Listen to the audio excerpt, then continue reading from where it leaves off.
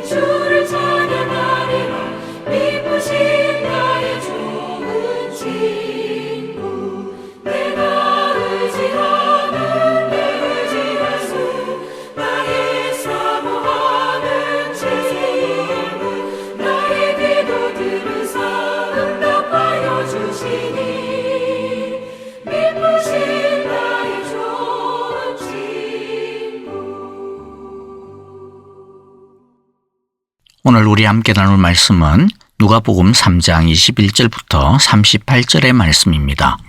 21절부터 22절 같이 읽어보겠습니다. 백성이 모두 세례를 받았다.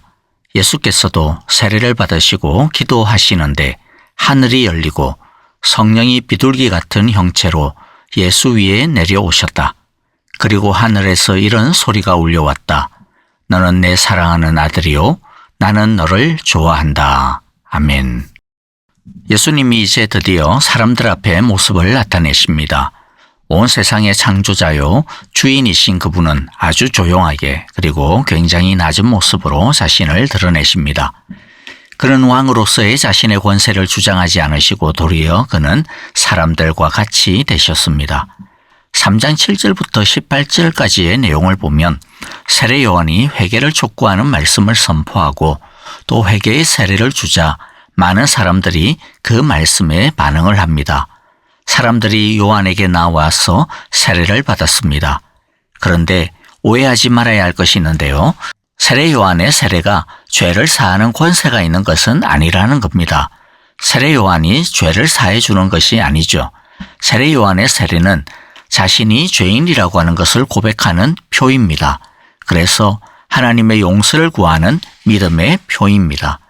자, 그런데 그때 이제 자신의 공적인 활동을 준비하시던 그 예수님이 세례 요한에게 오셔서 세례를 받습니다. 그런데 여기서 질문이 생깁니다. 그게 뭐죠? 방금 우리는 세례 요한의 세례의 의미가 무엇인지에 대해 알아보았지 않습니까? 세례 요한의 세례는 하나님, 내가 죄인입니다. 나는 죄덩어리입니다. 나를 불쌍히 여겨주소서 하고 자신의 죄인됨을 인정하고 통회하면서 하나님께 죄의 용서를 구하는 표라고 했습니다. 그런데 예수님은 죄인이 아니잖아요. 하나님의 아들이지 않습니까? 예수님은 사람으로 오셔서 죄를 짓지 않으시고 하나님의 말씀을 온전히 순종하고 계시는 온전한 의인입니다. 그러니까 자신의 죄인됨을 인정하고 죄 사함을 요청하는 이 세례를 받으실 필요가 없으신 거죠. 그런데 죄인이 아닌 예수님이 죄인도 아닌데 왜 세례를 받으시는가 하는 질문입니다. 이것은 굉장히 중요한 질문이고 의미입니다. 결론부터 말하면 예수님은 자신이 죄인이어서 세례를 받으신 것이 아니라 죄인인 우리를 위해서 죄가 없는데도 불구하고 죄인처럼 세례를 받으시는 겁니다. 그리고 이것은 앞으로 예수님께서 어떤 일을 하실 것인지에 대해 즉 죄가 없으시지만 죄인의 대표자가 되어서 우리를 구원하시고자 하시는 구원의 행동이다라고 하는 것을 보여주고 있습니다. 이 일의 의미를 알아보기 위해서는 마태복음의 도움을 좀 받아야 할 필요가 있습니다. 왜냐하면 누가복음에는 나오지는 않지만은 마태복음에 보면 이 동일한 사건을 기록하고 있는 그 장면에서 세례요한과 예수님이 주고받는 대화의 내용이 나오는데 거기에 예수님이 왜 세례를 받으셔야 하는지에 대한 예수님 자신의 답변이 나오기 때문입니다. 마태복음에 보면 예수님께서 세례요한에게 와서 세례를 받으러 하자 요한은 예수님이 어떤 분인지를 알아차립니다. 그래서 자신은 예수님에게 세례를 베풀 수 없다. 오히려 자기가 세례를 받아야 하는 거 아니냐 이러면서 말씀을 하죠. 그런데 예수님은 세례요한에게 너의 말이 맞기는 하지만은 그러나 지금 나에게 세례를 베풀어라 라고 하시면서 뭐라고 말씀하시느냐면 지금은 그렇게 하도록 하십시오. 이렇게 하여 우리가 모든 의를 이루는 것이 옳습니다. 그러자 요한이 허락하였다. 자, 예수님께서 왜 세례를 받아야 한다라고 하십니까? 모든 의를 이루기 위해서. 그러면 모든 의는 무엇을 말하는 걸까요? 이것은 죄인들을 구원하시는 하나님의 의를 말합니다. 그러니까 우리를 구원하는 데 있어서 예수님이 세례를 받는 것이 필요하다라는 뜻입니다. 예수님이 세례를 받으신다라고 하는 것은 예수님이 비록 죄는 없지만 죄인인 우리와 같은 자리에 서겠다라는 뜻입니다. 죄인의 대표자가 되신다라는 뜻이죠. 죄는 없지만 죄 아래에 놓이겠다라고 하는 말입니다. 예수님이 세례를 받으시는 일은 자신이 죄인의 대표자로 사람들의 죄의 문제를 해결하기 위해 자신이 죄는 없지만 친히 죄 아래에 서겠다, 죄를 지겠다, 낮아지다라고 하는 선언입니다. 예수님은 신성의 영광을 버리고 유한한 인간의 몸을 입으심으로써 자신의 겸손을 나타내셨고 이번에도 죄인이 아닌데도 죄인의 대표자로서 자신이 모든 인류의 죄를 짊어지고 친히 세례를 받으심으로써 자신의 낮아짐을 우리에게 보이고 계시는 겁니다. 그러니까 예수님의 세례가 우리에게 주시는 메시지가 무엇입니까? 나는 너희를 사랑하기 위해 너희만큼 낮아지겠다라는 것입니다.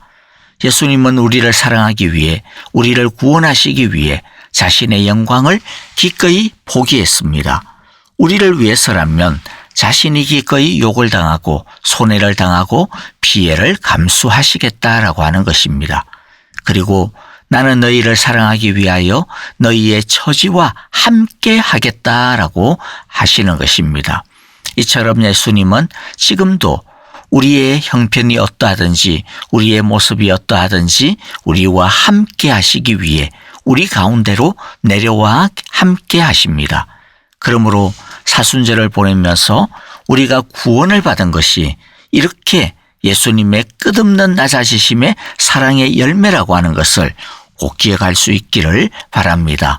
손해를 감수하고서라도 희생을 감수하고서라도 우리에게 오시는 예수님 어떻게 하든지 우리와 함께 하시기를 원하셔서 우리 가운데 내려오시는 그 예수님을 우리 모두 두 팔을 활짝 열고 영접하는 귀한 사순절이 되기를 간절히 바라고 기도합니다. 그리고 우리도 주님이 우리에게 베푸시는 이 사랑처럼 우리도 하나님을 향하여 주님을 향하여 사랑할 수 있기를 바랍니다. 사랑은 사랑하는 사람을 위하여 포기하는 것이고 희생하는 것이고 버리는 것이고 낮아지는 것이요. 또 그것을 기꺼이 즐겁게 하는 것임을 주님께서 보여주셨습니다. 사랑은 함께하는 것임을 우리 주님께서 몸소 보여주셨습니다. 그처럼 우리도 하나님과 하나님의 나라를 위하여 낮아지며 버리며 희생하며 사랑할 수 있기를 날마다 주님과 함께하며 사랑할 수 있기를 간절히 바라고 기도합니다. 자, 그런데 예수님의 이 세례식 장면에는 또 다른 우리를 향한 하나님의 사랑과 의지가 담겨 있습니다. 자, 그게 무엇인지 21절, 22절을 보면 알 수가 있는데요. 이 세례식에 성삼위 하나님께서 한자리에 함께 하시고 계시는 것을 보게 됩니다. 성부 하나님은 음성으로 등장하시고 성령 하나님은 비둘기로 임하시고 성자 예수님은 사람으로서 세례를 받으시고 있습니다. 성부 하나님은 세례받고 계시는 예수님을 보시면서 뭐라고 말씀합니까? 너는 내 사랑하는 아들이요 나는 너를 좋아한다. 자, 그런데 그렇게 사랑하시고 좋아하시는 당신의 독생자를 지금 어느 자리에 세우고 있습니까? 죄인의 자리에 세우고 계십니다. 온 인류의 죄를 짊어지신 죄인의 대표자로 세우고 있습니다. 이것은 어떤 의미냐 하면 모든 죄인을 향한 하나님의 진노의 심판을 그렇게 사랑하고 좋아하는 당신의 아들에게, 죄도 없으신 당신의 독생자에게 쏟아붓겠다. 죄인의 대표자로서 너를 심판하겠다라고 하는 뜻인 것이죠. 성령 하나님은 예수님께서 걸어가시는 그 길이 어떤 길인지, 그 십자가의 길이 어떤 길인지 뻔히 아시는데도 불구하고 예수님께서 이 모든 구원의 의의를 이룰 수 있도록 예수님을 끝까지 이끌어 가실 것입니다. 따라서 예수님께서 세례받으시는 이 장면에는 아들을 죽음과 진노의 자리에 내어주시는 심장을 도려내는 것과 같은 성부 하나님의 사랑이 예수님을 죽음의 수레에 태우고 십자가를 향해 끌고 가시는 사랑의 현장인 것입니다. 삼위 하나님은 죄인인 우리를 구원하시기 위해 자신들의 심장을 도려내면서까지 온 힘을 쏟고 계시는 것입니다. 이것이 예수님의 세례식에 담긴 또 하나의 의미입니다. 우리는 너희를 구원하는 것에 우리가 힘을 합한다. 우리의 온 힘을 쏟겠다라고 하는 것입니다. 그러므로 우리가 받은 이 구원의 사랑이 얼마나 무겁고 값진 사랑임을 우리 모두가 다시 한 번 더 확인하기를 바랍니다. 성삼위 하나님께서 자신들의 심장을 도려내는 희생과 사랑으로 이루어진 의가 우리가 받은 구원이라고 하는 것을 우리가 기억하기를 바랍니다. 우리의 구원은 삼위 하나님의 구원입니다. 삼위 하나님께서 온 힘과 열정을 쏟아서 이루어 주신 구원인 것입니다. 그러므로 우리가 받은 구원은 절대로 가벼운 것이 아님을, 절대로 싼 것이 아님을 알아야 합니다. 삼위 하나님이 진액을 쏟아서 이루어 주신 구원임을, 그 큰 사랑임을 우리 모두가 알기를 바랍니다. 그 사랑의 깊은 은혜 안에 잠기는 귀하고 복된 사순절이 되기를 간절히 바라고 기도합니다. 그리고 오늘 본문에 보면 우리가 읽지는 않았지만 또 한 가지의 이야기가 나오는데 그것은 바로 예수님의 족보입니다.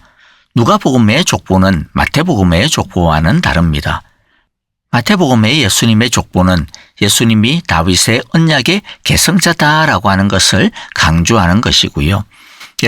그래서 예수님이 아브라함과 다윗의 언약의 완성자이심을 보여주기 위해 다윗 왕가의 족보, 예수님의 법적 계승자인 아버지 요셉의 족보를 따릅니다. 그러나 누가복음은 예수님이 온 인류의 죄를 구원하시기 위해 오신 여인의 후손임을 강조하기 위해 예수님의 혈통의 족보인 족보를 따릅니다.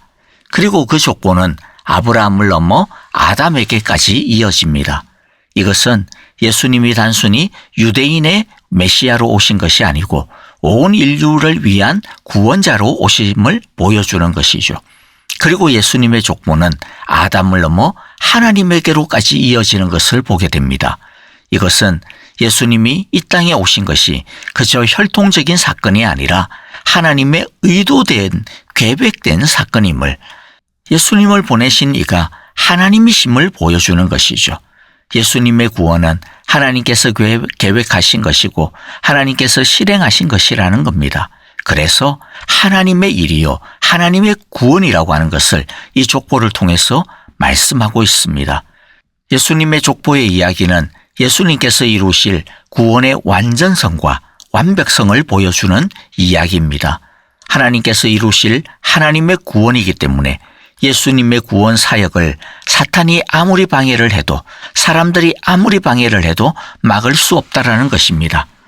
그렇기 때문에 이 구원을 받은 우리의 구원도 마찬가지인 것이죠. 우리가 받은 구원은 그 어떤 것도 방해할 수 없으며 하나님께서 구원하신 하나님의 백성을 하나님의 손에서 빼앗아갈 수 없다라는 것입니다. 우리의 구원은 완전하며 완벽합니다. 우리는 예수님의 족보를 볼 때마다 영원전부터 우리를 구원하시기로 작정하신, 완전한 구원을 주시기로 작정하신, 완벽한 구원을 주시기로 작정하신 우리 하나님의 사랑에 감사하지 않을 수 없는 것입니다. 이제 말씀을 정리하겠습니다. 예수님의 세례는 삼위 하나님의 사랑의 현장입니다. 우리가 받은 구원을 가볍게 여기지 맙시다. 우리를 구원해 주신 그 사랑을 별것 아닌 것처럼 여기지 맙시다. 예수님의 그 십자가의 구원은 삼위 하나님이 자신의 전부를 희생하신 사랑입니다. 십자가보다 더 큰 사랑은 없습니다. 예수님의 피보다 더 붉은 사랑은 없습니다. 예수님보다 더 귀한 사랑은 없습니다. 예수님은 우리를 위해 죄인이 아님에도 불구하고 죄인의 자리에 서기를 주저하지 않았습니다. 우리의 처지에, 우리의 자리에 기꺼이 내려와 함께 서주고 계십니다. 그런데 여러분, 죄인의 자리에 서야 하는 사람이 누구입니까? 낮아짐의 자리에 서야 하는 사람이 누구입니까? 바로 우리들입니다. 우리가 자신이 죄인임을 고백하고 죄인인 자신을 위하여 대신 세례를 받으시고 죄인인 자신이 받아야 하는 하나님의 진노의 피를 자기 대신 십자가에서 흘리신 예수님을 믿으며 그 예수님을 진심으로 따른다면 그 자리가 세례의 자리가 될 것입니다. 그리고 하나님은 하늘의 문을 여시고 예수님에게 말씀하셨듯이 우리를 향하여서도 너는 내 사랑하는 아들이요 나는 너를 좋아한다 라는 말씀을 항상 들려주실 것입니다. 하나님이 우리의 진정한 아버지 되십니다. 아버지이신 하나님이 우리를 영원하고 완전한 사랑으로 우리를 사랑하시고 붙드시고 인도하고 계십니다. 언제든지 당신께 올라오도록 하늘 문을 활짝 열어놓고 계십니다. 예수님을 통하여 제대로 가기만 하면 얼마든지 하나님의 보좌 앞에 나아갈 수 있고 하나님의 음성을 들을 수 있는 이 귀하고 복된 특권을 받은 우리 모두 이제 우리 주님을 통하여 하나님의 보좌로 날마다 더 가까이 나아가는 그 하나님 앞에 서는 우리 모두가 되어지기를 간절히 기도하고 축복합니다. 아멘. 이제 오늘 우리에게 주신 귀한 말씀들 마음 가운데 새기면서 우리 함께 기도하도록 하겠습니다. 낮아지며 희생하며 또 우리의 처지와 함께 하시는 우리 예수님의 그 사랑을 기억하면서 주님 앞에 나아갑시다. 우리 성도님들을 위하여 함께 기도할 때에 특별히 아프신 분들 위하여 기도합시다. 김장숙 권사님과 지수영 집사님을 위하여 기도하고요. 그리고 여러 가지 제목으로 중보해야 되는 우리 형제자매들을 위하여서도 사랑으로 기도하기를 원합니다. 선교사님들을 위하여서 동일한 사랑으로 함께 기도하겠습니다. 다 같이 찬양하며 기도하겠습니다.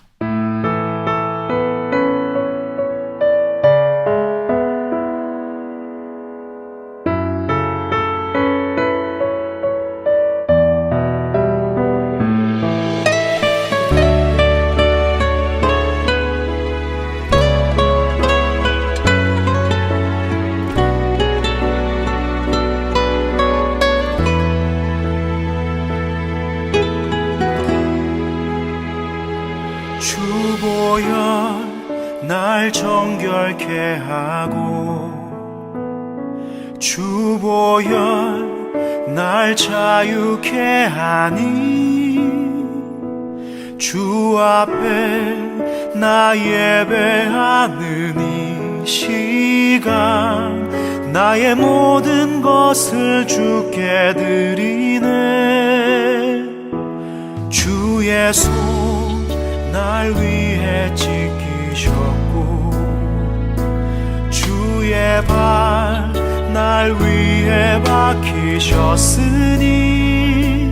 이제는 내가 사는 것이 아니요 오직 주를 위해 사는 것이라.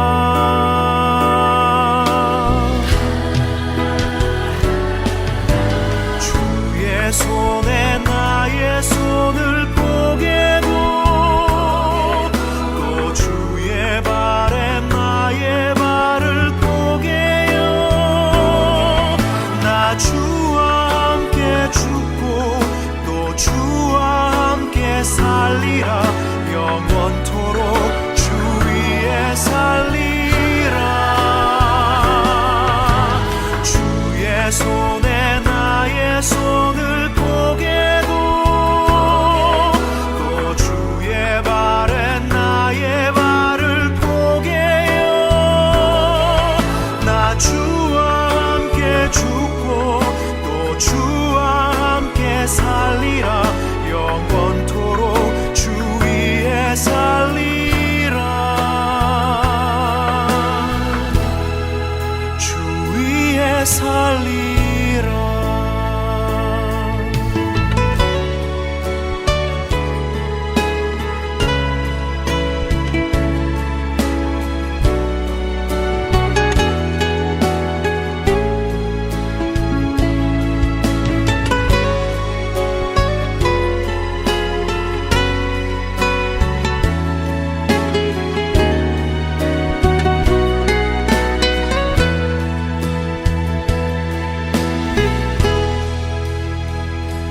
주의 손 날 위해 지키셨고 주의 발 날 위해 박히셨으니 이제는 내가 사는 것이 아니요 오직 주를 위해 사는 것이라.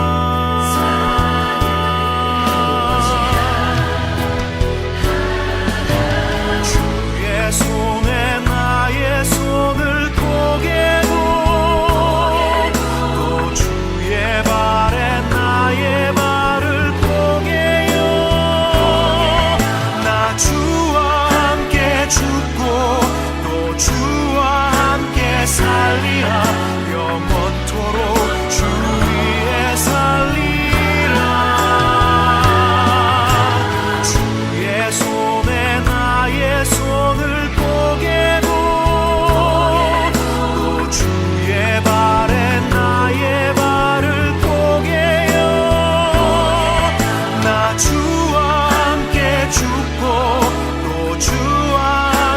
살리라.